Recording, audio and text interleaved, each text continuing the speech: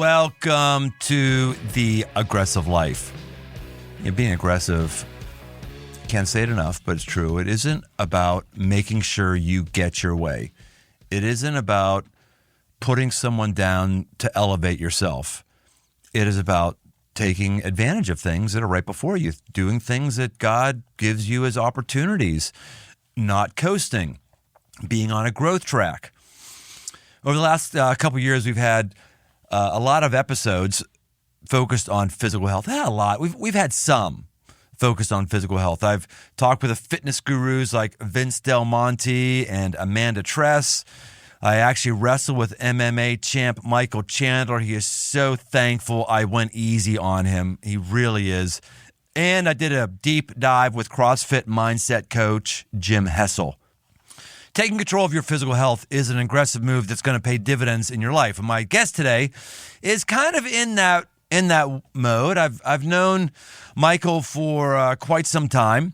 He's always been into health in one degree or another, but he's gotten into something that's a bit different and fresh that we haven't talked about here on The Aggressive Life. And his theory is that if you put your brain first, your body will follow. So today we're going to talk about keeping your brain healthy and sharp. It's not just for aging people who don't want to get dementia. It's about much, much more than doing a crossword puzzle or Sudoku. By the way, I am on the expert level of Sudoku while I'm sitting in the deer stand doing my thing. Expert, just so you know, I'm expert. Dirt, what are you? I am not. You're nothing. That's what you are. You're nothing. Zero. So Michael Gelfgot is the Chief Operating Officer at Activate Brain and Body Incorporated. It's a cutting-edge brain fitness think tank growing into a chain of brain health studios that combines brain and physical health. Activate Brain and Body is looking to re-engineer fitness as an upstream preventative of healthcare. So here we are. Michael Gelfgot, how are you doing? Mr. Brian, I'm so glad to be here. I'm doing great. Great. Glad to hear it. Michael and I have been, most recently we were in a group together where we were going through some materials. We hung out then. We've spent some time over the years together. How many businesses have you had, Michael? A few. We had multiple health clubs called Anytime Fitness, actually 22 individual units. And we dabbled with a few other businesses that didn't work. Although some really, I would say, aggressive lessons came out of those things that didn't work, which I'm sure we'll talk about here. So your business career is a bunch of health things. We mentioned a couple of them. We're going to get into this brain business that you're in a moment. What's the genesis of your interest in health and fitness and all that stuff? Yeah, that's a good question. So I guess I'll start out like this. I wasn't born in the U.S. I was born in Uzbekistan, particularly the capital of Uzbekistan is Tashkent. That's where I was born. I came to the U.S. when I was 11. And, back in Uzbekistan, I would eat meat maybe every 10 days. Most of the time we would eat literally would be bread, butter. Sometimes we would have sugar for tea. And so I have to say that I was hungry was like physical hunger would be an understatement. So, my mom worked 3 jobs and I was frequently, I would go out and I would just steal food. I would steal vegetables and fruits, whatever I can get my hands on, because if I don't, odds are I'm just going to have some bread. And I was sick and tired of eating bread. So I came to U.S. and I've never seen supermarkets before. I've never seen this amount. The first time I had a banana was when I was 10 years old. Wow. Right? And I love bananas. I eat bananas every day. So I came to U.S. and I just started eating, right? Just like eating like a champ, like I've never eaten before, right? And so, long story short, I gained. Like you would do if you were hungry and you couldn't get food. Now you can get food. Now I can get food. Seriously, you go to Kroger's, there's all this candy. I discovered Nutella, which it should be illegal, right? Anyway, so I gained weight. I gained 50 pounds, right, in just a couple of years. And I was becoming a teenager. I like girls. They didn't like me. I was already wearing, Ninja Turtle shoes that my grandmother got me from Walgreens, right? I thought they were cool. Anyways, so, I started doing what I thought I should do. Well, I gained this weight. I probably shouldn't eat this junk. I mean, all this stuff is common sense, right? And that's kind of like my journey in health and fitness started, by the time I was 14, 15 years old. It's pretty good. I mean, I lost the weight. I got pretty strong. I wrestled in high school, and it just really changed, gave me so much confidence, right? I think that's how, if you read Arnold Schwarzenegger's autobiography, he talks about his main reason for starting to work out. He built himself externally to build himself internally, right? So he didn't have a whole lot of confidence, right? And so he built himself up, and therefore he got more confident. And so, I've always exercised, and that's my personal journey on why I guess I started to exercise. But I didn't know that this is what I was going to do for a career. Like, I didn't know this is it. I'm going to be a personal trainer. Yeah. Coming over from Uzbekistan, that's a fascinating little twist. Yeah. What's it like coming from Uzbekistan to America? All the debate about immigration that's going on. Yeah. So how'd that happen? What took place? And you can't just say, I want to come to U.S. No, and you can't. You got to justify your existence as to why the country would be better off with you here, and why there's nobody else here in the country that could do your job. And my understanding is, and maybe it's changed. I haven't looked any of this up, but my understanding is the only way for you to really make it to U.S. and be a permanent resident is you have to have a blood family, right? So you have to have somebody who you're related to. So, the way that we were able to come is my grandfather, my mom's father, he remarried a lady whose daughter lived here in Cincinnati, Ohio. So when those guys married, the daughter called upon her mother, which then was married to my mom's father, my grandfather, and that's how we came over. But it took 5 years, right? I mean, we filed the paperwork in 1988. We didn't actually come until 93. But that's what we did to come to U.S. So let's talk about brain. What's got you fired about the brain? Tell me about something about the brain that I don't know and why you want to fix it. Well, Brian, I'll tell you this. So when we sit down at our facility to talk to people about brain health, what amazes people every time is this process that you can go through based on how you live your life. You can build what's called cognitive reserve, which then you can use later on in your life to protect your brain against decline, right? And that's the part that everyone just gets so, wait a second, whoa, hold on. So what you're saying is if I make certain decisions with food, if I learn things on a regular basis, if I'm moving my body a certain way, if I'm doing things to manage stress, and if I'm socializing, like those are the 5 components that we looked at that are rooted in some serious neuroscience, which we'll talk about today. You're telling me I can build this concept of cognitive reserve, and the answer is yes. And that's when it kind of, oh my gosh, so I have hope. And to me, that's probably the most exciting part, right? Typically we talk to people sometimes in their 20s and their 30s, but mainly people in their 40s, 50s, and 60s that have seen someone else decline. And of course, they're wondering, is there anything I can do? Yeah, so give me those 5 areas again. Yeah. So the 5 things are exercise, so movement, right? 2, brain training. 3, stress management. 4, nutrition, right? And then 5, socialization. If I were to give you a succinct definition of cognitive reserve, it would be this. A cognitive reserve is a 30-year scientific concept that's based on 30 years, like I said, of research to describe the brain's ability to withstand decline. So once again, based on how you live your life, you can build this bank account, sort of say, that you can rely on to protect your brain. It's crazy. Fascinating. So in the same way that when I was younger, I devalued saving for retirement. I did save for retirement, but I didn't really go for it.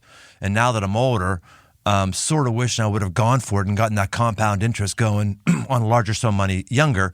So you're saying it's the same with our brain. There's things we can do early that help us. And that's what you're saying? That's exactly what I'm saying. It's interesting you bring up that analogy because I think it's the exact same analogy we use in the book. It right. is. It's the whole bank account deal. Like when you're in 20s and your 30s, you're putting away cash. So, when you're in the 50s, 60s, 70s and you may not want to work, doesn't mean you shouldn't work, may not want to. But if you've done well, right, at putting your money away, hey, great. You have now a savings account that you can rely on to that you can live on. So same thing goes with the brain, yeah. If we had this conversation when I was 30 or 40, I would have enjoyed it. I was like, oh, that's interesting. Sounds interesting. That's right. Yeah, that's good. But what's different for me now at 56 is I'm now knowing people who are losing their mind.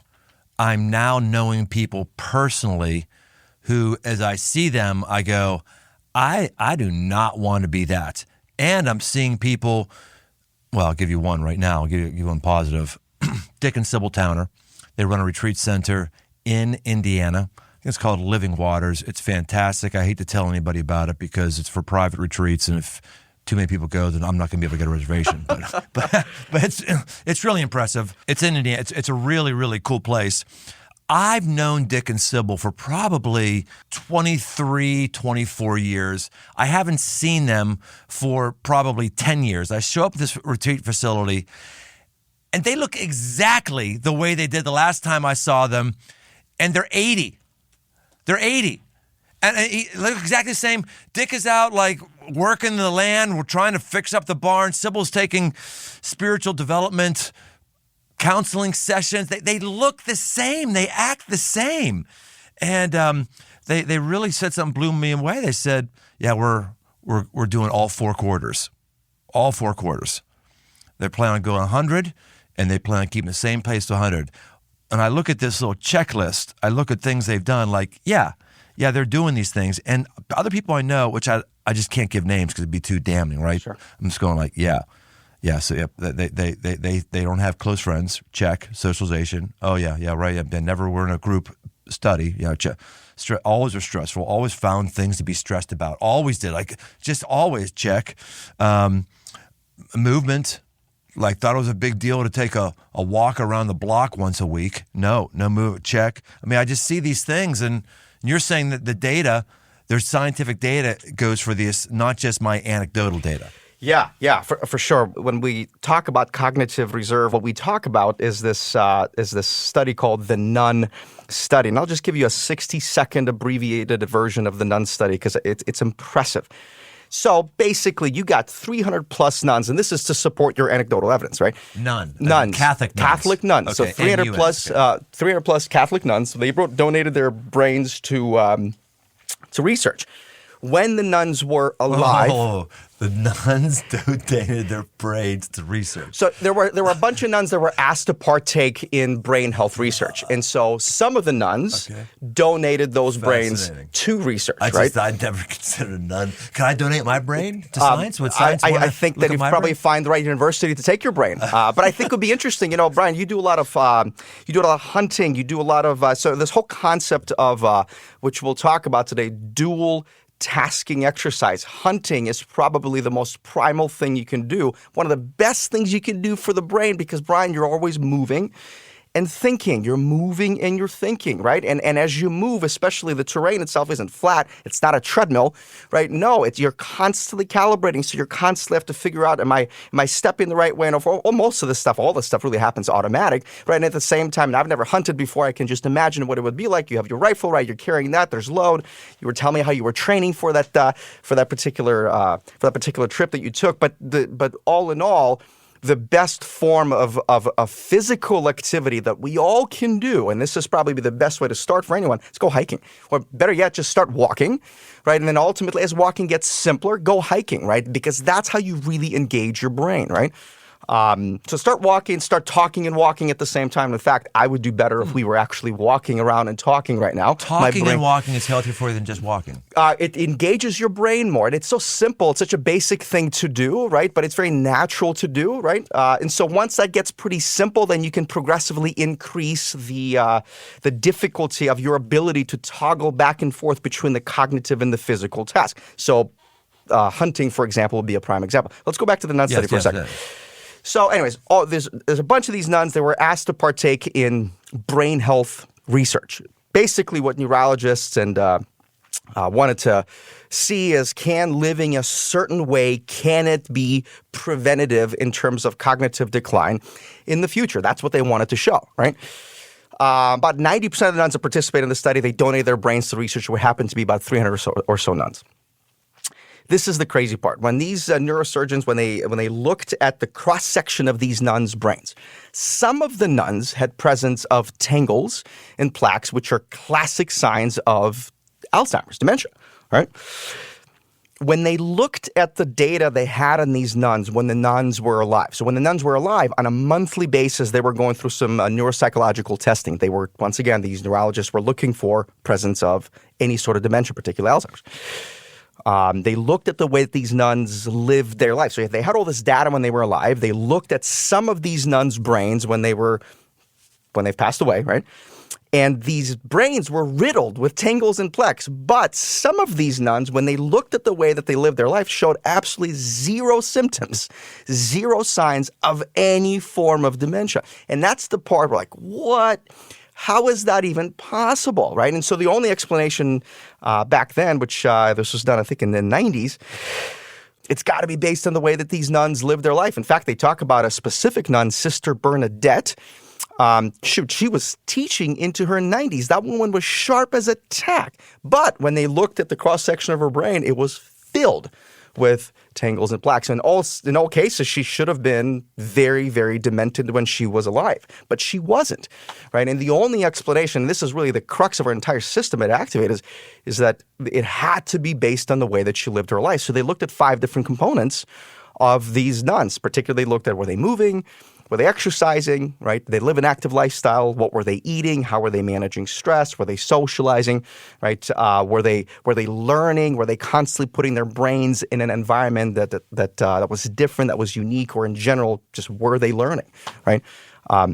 So Sanjay Gupta talks about something interesting in his book. Early 2021, he released a book called Keep Sharp. And in his book, he talks about essentially when you stop learning, your brain atrophies, right? And so he talks about the socialization part, which is why it's so critical to have socialization as part of your programming. He says this: the circle of you, when you get older, decreases. The circle of you. So in other words, the amount of people that you interact with decreases. Like most people, Right. when they retire, for example, it's interesting that most of our connections are at work, right? So unless you have another community that you're part of, when you retire, you're no longer part of that community, right? And you need social interactions. And so what he talks about is this: when our circle of you, as we get older, typically it decreases. And when you're essentially not stimulated to meet new people and do new things, much like your biceps atrophy, if you don't use them, your brain has the same concept.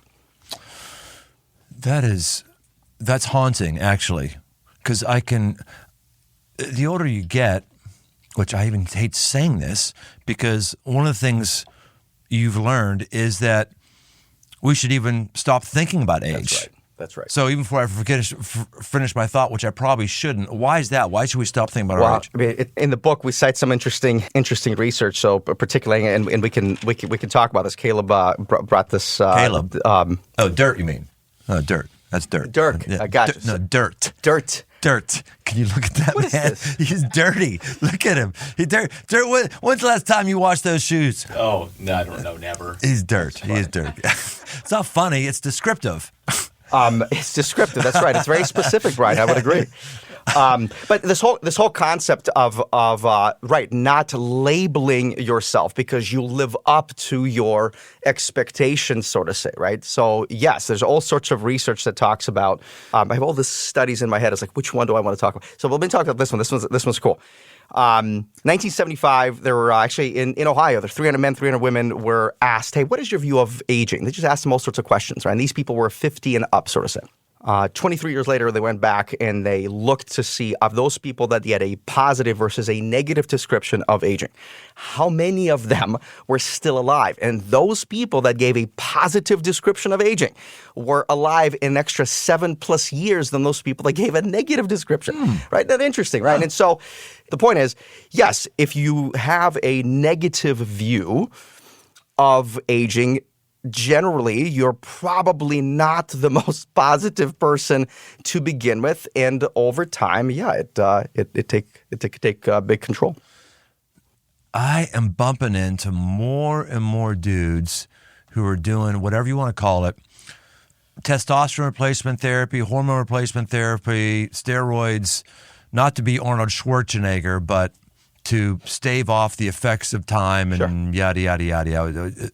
What's the research on that? Because I can tell you, so when I hear some of their stories and testimonials, I'm like, damn. Am I missing something Am I here? missing something? Sure. What do you know about this? Here's what I know. I think testosterone is a real deal, much like estrogen is a real deal with women, and women go through some interesting changes of the body, especially when they go through menopause. And so, men don't necessarily go through menopause, but as we get older, particularly if you're not eating a certain way, particularly if you're not sleeping well, oh my gosh, you want to get dumber and drop your testosterone level significantly, just stop sleeping, right? Or just make sure your sleep just genuinely sucks, right?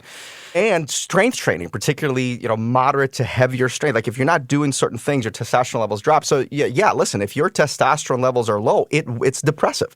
It will impact your life significantly. There's many, many people that have didn't know what that was, and so they just start taking antidepressants, and it affects their relationship. And so there's cons to taking antidepressants because then it just has this domino effect of affecting and impacting your life differently. So I'm a big fan of early detection in all things in life. So testosterone is one of those things. Certainly, I mean that nowadays, you just a couple $100, you can order a testosterone test just to see where are you, right? And so I'm not saying you need to all of a sudden go on any sort of hormonal therapy if the testosterone level is low, but at least now you know. And now that you know, you just got to pay attention to some things and see if you can naturally boost it, right? So as you age, though, some things we should embrace that there's changes. Correct. And that should be fine. Correct.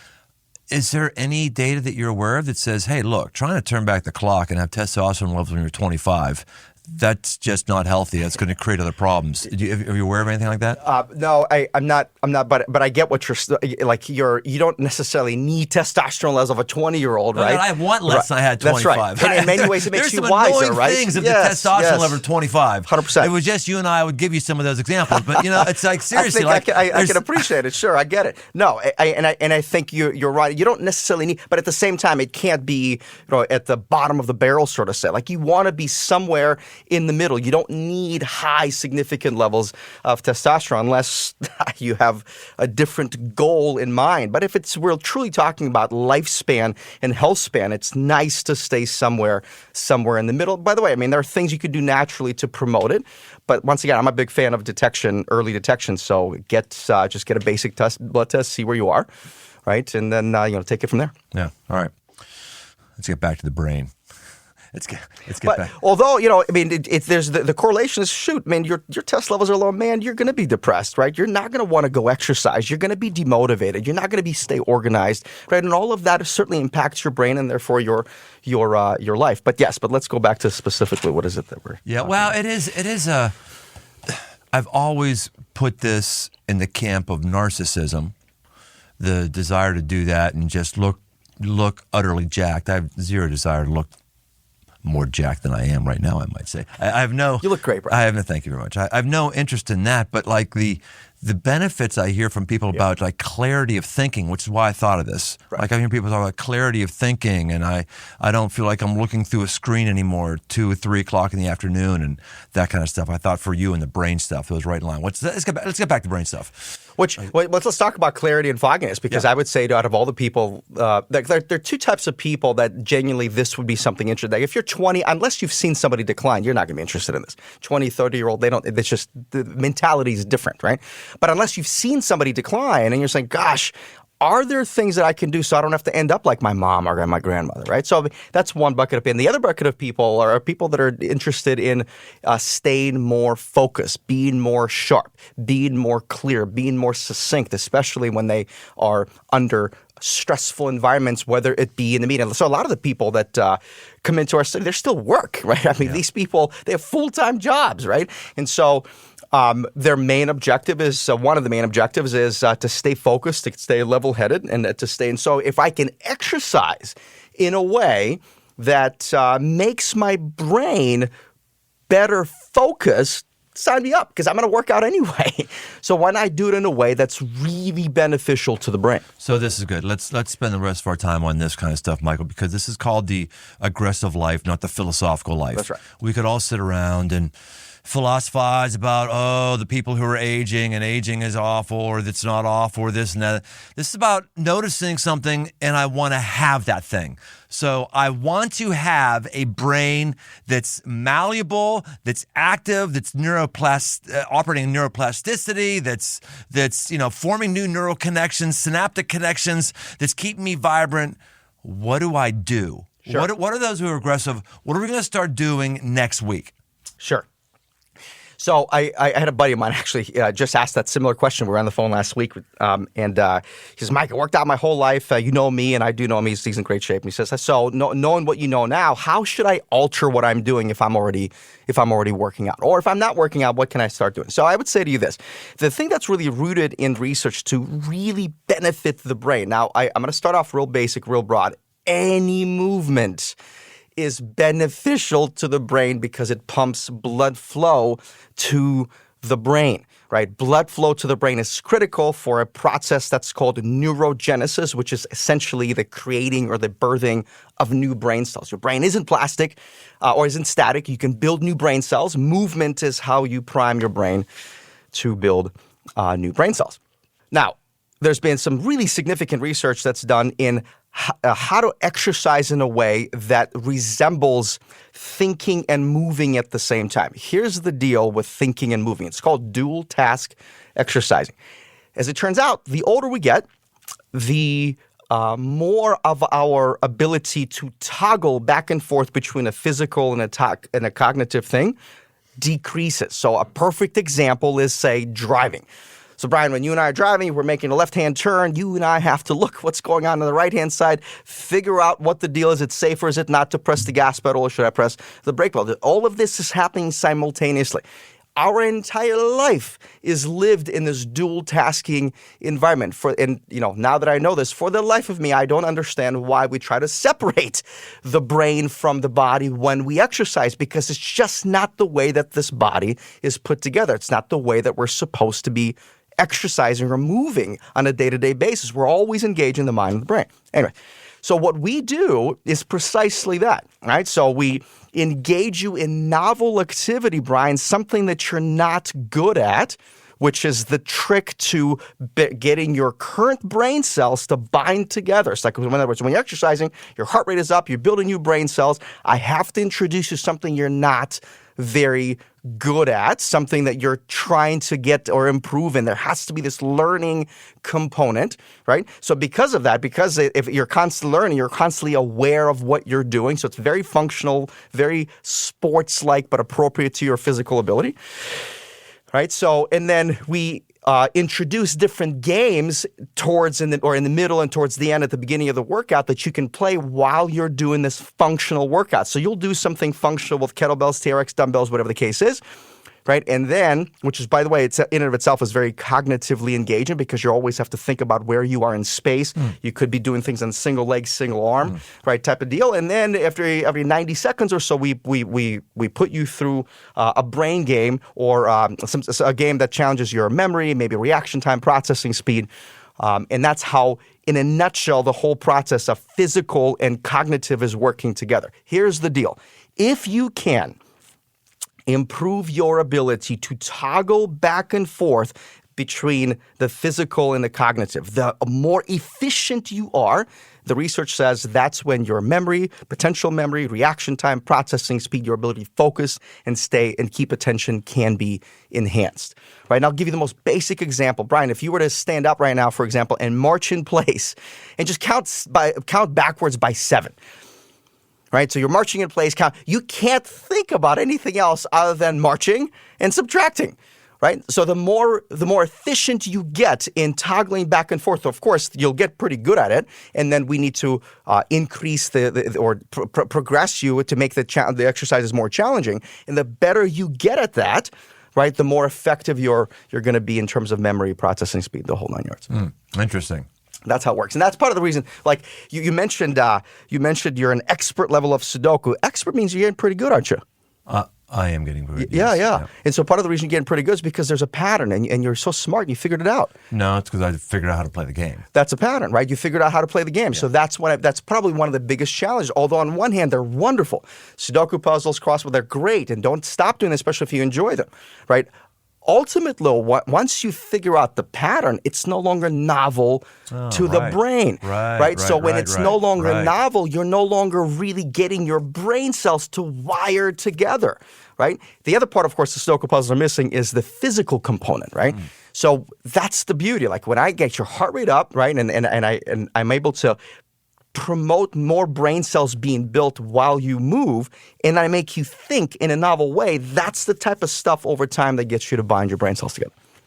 That makes a lot of sense.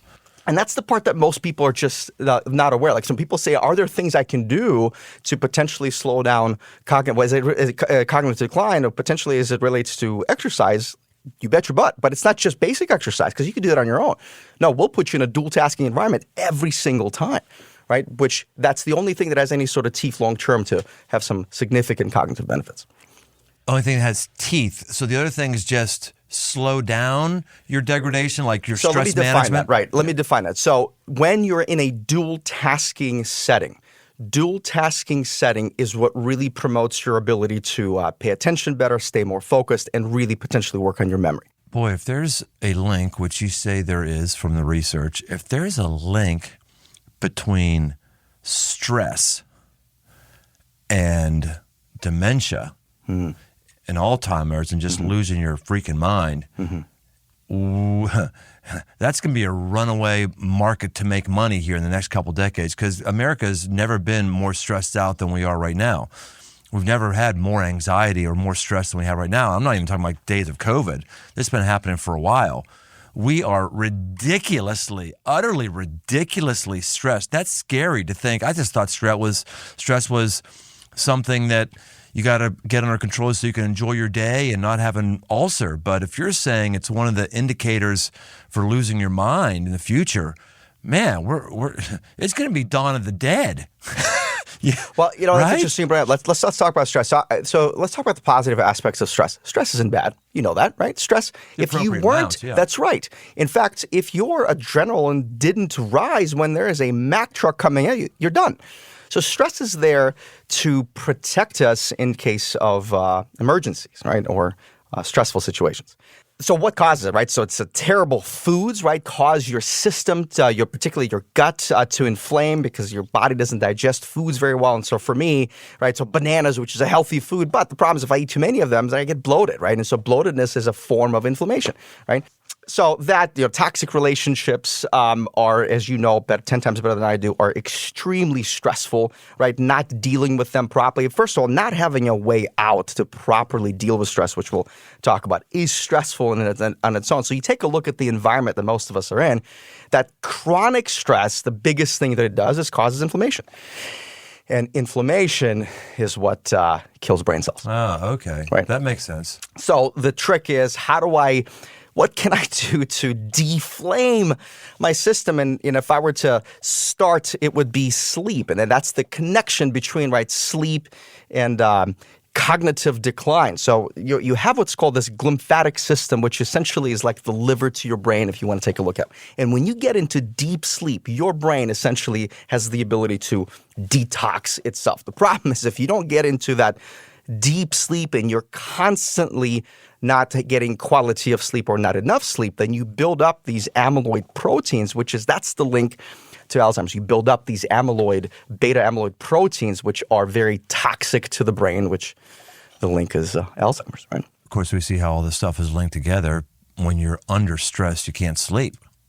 You're just sitting there with your mind going all the time and wondering what's going to go on. Of course, when you can't sleep and you're feeling tired, you don't really want to work out. No, that's right. Yeah, because the folks that I oftentimes deal with, which I think are average Americans, aren't those that have a discrepancy in one of these behaviors that you have here, these core training mechanisms.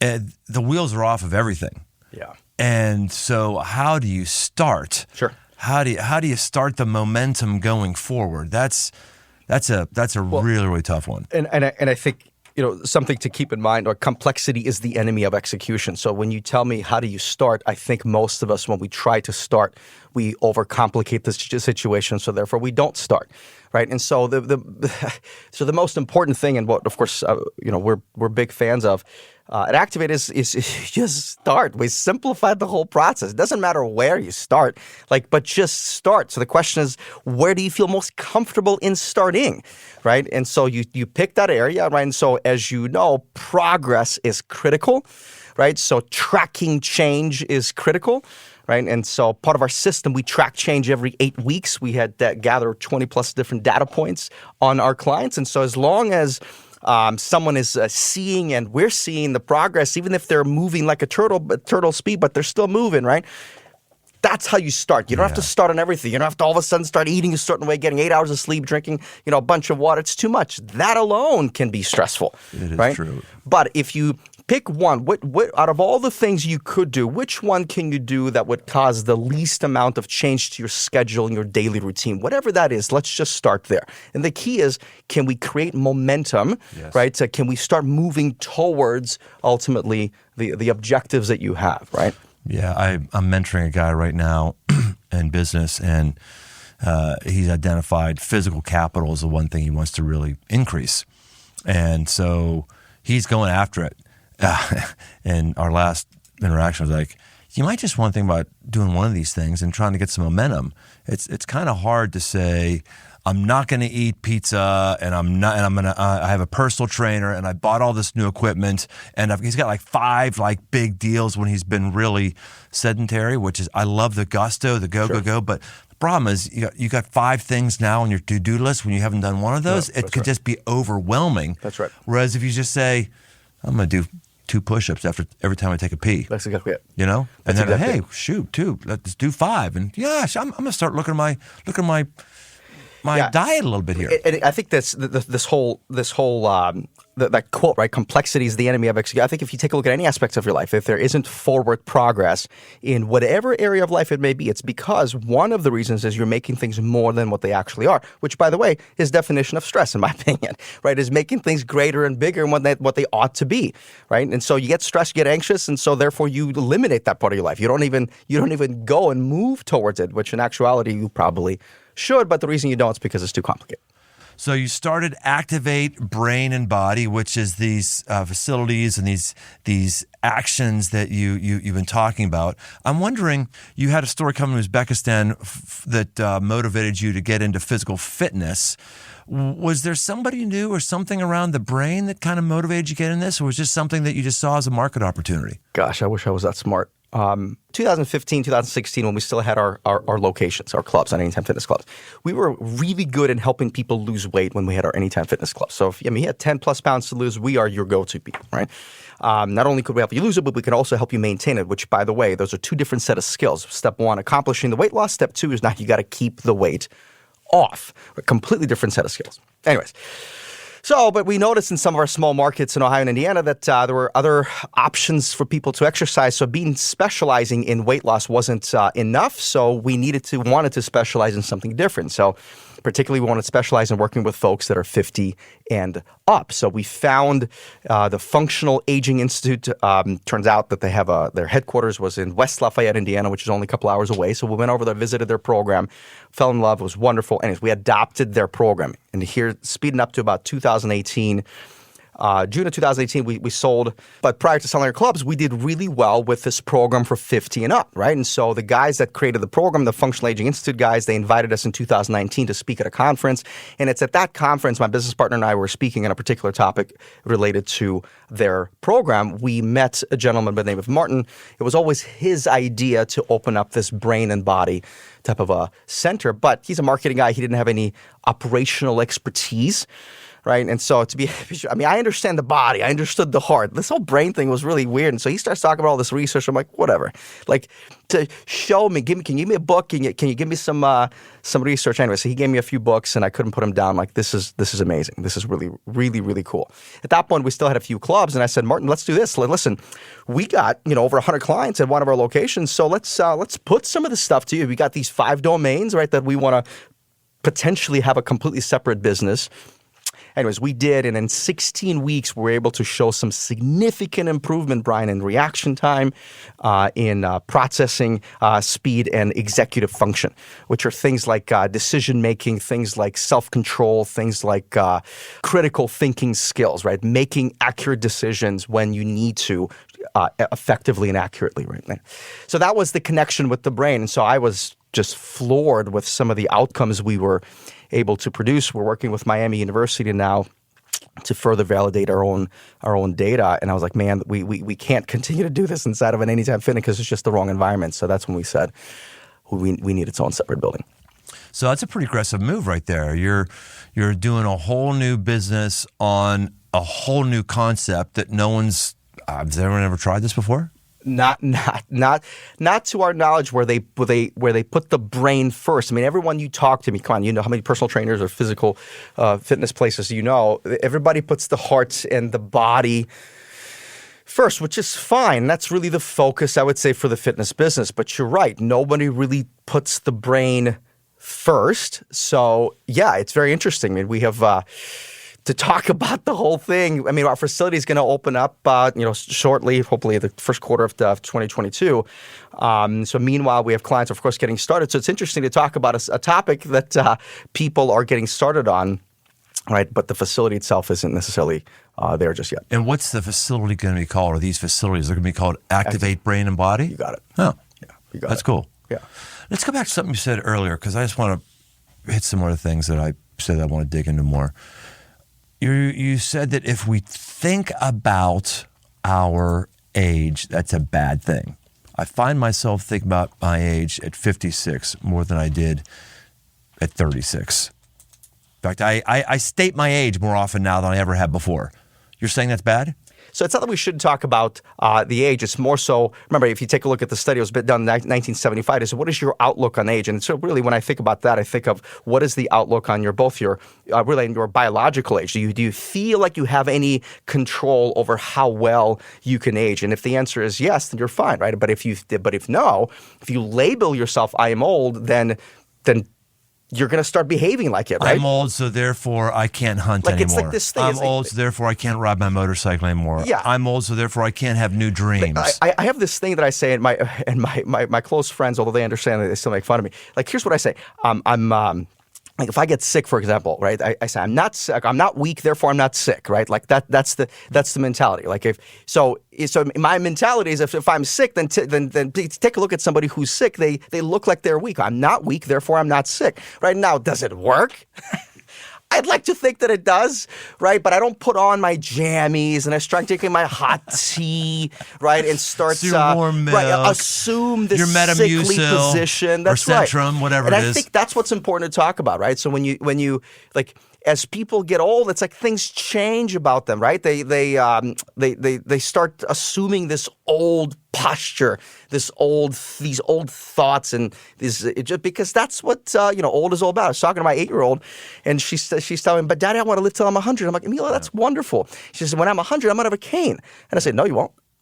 Why do you need a cane when you're 100? You don't need a cane when you're 100. Shoot, when you're 100, hopefully you'll be surfing, right?" Yeah, right. So that's really the mentality. It's like you take a look at it from both a chronological and a biological. And if you believe there are things that you can do, right, to slow this down, you'll stay young for as long as possible. That's really a good reminder. I like adventure motorcycling. I think you know that. And it's a way for my son and I. We bonded over the years. And, we started out, he was 17 or 16 when he got in the motorcycle. And I was whatever I was. He could probably outbench me at 16 because he was deep in football and all that kind of stuff. But, physically, there really wasn't any difference between us. As I've gotten older and he's gotten older, and there's a significant difference physically between. I'm not working on maxing out deadlifts. I'm not working on. I'm doing a different kind of fitness, and I started to notice on our bike trips when my bike would go down, which the kind of riding we do. If your bike doesn't go down every day, you're just not riding hard enough. You got all the gear on. You're off. Your mud takes you out, or you go through water or something like that. You're going 30 miles an hour. That's being fast. You're going slower. It's not a big deal. It's not like working on the highway. Anyway, I just started thinking like, all right, I'll wait for Jake to come up here and he'll pick up my bike. And I caught myself like, no, man, maybe I can't pick up this 650-pound bike right now because of the angle. But I can't just go, oh, the bike is down. I'm going to stick my thumb up my rear end and wait for my son or somebody else to come help me. That's old thinking. Like, I would never think that when I was 35. Be like, come on. You know what I'm saying? That's exactly what I mean. That's exactly it, right? And it's everyday sort of stuff, right? It's like, oh, I can't pick up these groceries, or I can't do this, or oh, I'm 55, I shouldn't be able. And that's just not the case at all. You have control based on how well you age. Research is very, very, very clear, right? Make the right decisions. Michael, it's been great. Hey, this is why it's called The Aggressive Life. You should be leaving here today. You should be leaving here today because Michael said something that you're going to actually do. If you're not doing things differently when you come out of this podcast, please stop listening to the podcast. I don't need more listeners. If you were paying me, I might want more listeners, but you're not paying me, so I'm trying to help you. So when you're hearing something here, try something. It's not going to happen every episode. There's things that you're just not going to do because it doesn't relate to you. You got more than enough stuff to do. That's true. But every once in a while, I come into one where you think, I need my brain to operate. So I hope you're hearing something today that you're going to do. That's what's called the aggressive life. Michael, anything else you want to talk about before we sign out, or anything you want to give as an advertisement for yourself? Just check out our website at activatebrainandbody.com. There's a good amount of information to unpack and encourage you to make the call and just inquire and learn more. Brother, great hanging with you. Thanks for enlightening my mind and hopefully keeping my mind a bit younger. We'll see you next time on The Aggressive Life. That's good, man. Brian, you rock. You're a good man. I should have mentioned this. It's fascinating. So there's this sea urchin, and I should have mentioned this. I read this in a book called Spark. The whole purpose of the sea urchin is to find a place to dig its roots in, and once it does that, get this, it eats its own brain. So the whole point, what the Dr. John Rady is trying to iterate is this, is that your brain is meant to keep your body moving. So if you don't move, your brain and your body will atrophy. Right? It's such an interesting deal, and it's such a simple organism, right? But it teaches us something very, very important, I believe, in life in general, is you have to move. Of course, it's nice to have a purpose behind your movement, right? It's nice to have a reason on why I should get out of bed, right? Which, of course, those are the reasons why most of us don't tend to move. But so this whole body and brain connection, it's so intriguing because they both have these healing capabilities. Your brain can heal your body can heal the brain, of course. But if you turn the sucker off, much like just the sea urchin, essentially sea urchin becomes a plant. It's no longer a living being. Well, unbeknownst to you, Dirt's probably still recording this right now. So great. This might even be happening. Wonderful. Some people have said, forget this, well, I'm going to turn off the thing. But other people have said, I see there's some more time left. I'm just going to stay and see if I get some value added. And you just did. How about that? It's fascinating. Anyways, great book, Spark, Dr. John Rady. Pick it up. Hey, thanks for listening. For all things aggressive living, why don't you head over to briantome.com. Find my new book, Move, a guide to get up and go forward, as well as articles and much, much more. And no matter where you listen to podcasts, why don't you take a second and leave us a rating, leave us a review. It really, really helps us drive new listeners to the show. We want to help as many people as possible, just like we may have helped you. We want to help others. So why don't you help us out? And if you want to connect, find me on Instagram at Brian Tome. The Aggressive Life with Brian Tome is a production of Crossroads Church, Cincinnati, Ohio.